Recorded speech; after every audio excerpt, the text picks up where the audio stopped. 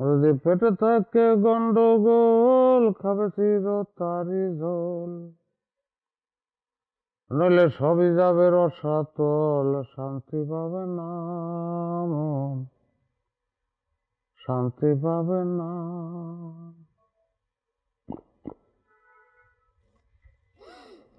ভাইয়া একটা কথা বলো তো, আব্বার মানিব্যাগ থেকে টাকা চুরি করে তুমি কি আমাকে দিছো?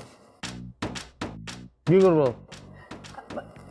আমার কাছে তো কোনো নাই, টাকা নাই, তুই টাকা চাইছিস, না দিতে পারলে মন খারাপ হবে। আমি কোত্থেকে চুরি করবো, ব্যাংক ডাকাতিও করতে পারবো না। হাতের কাছে পাইছি আব্বার মানি ব্যাগ, বাস।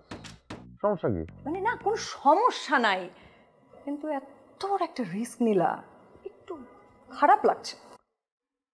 খারাপ লাগে, তুই এক কাজ কর, টাকা আবার আব্বার মানি ব্যাগের ভিতর ঢুকে রেখে যা।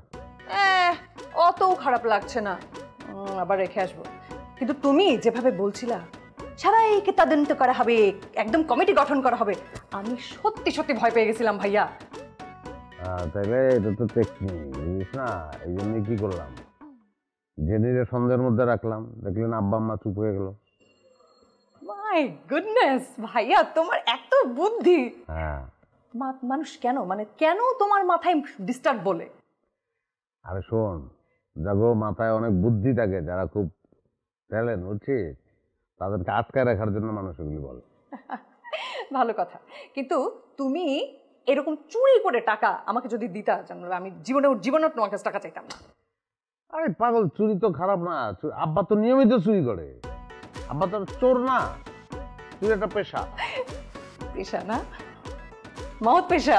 মহৎ পেশা, কোনো সমস্যা না। আচ্ছা, চুরি করবো এখন থেকে, আর টাকা করছো। আচ্ছা, thank you by the way for the money.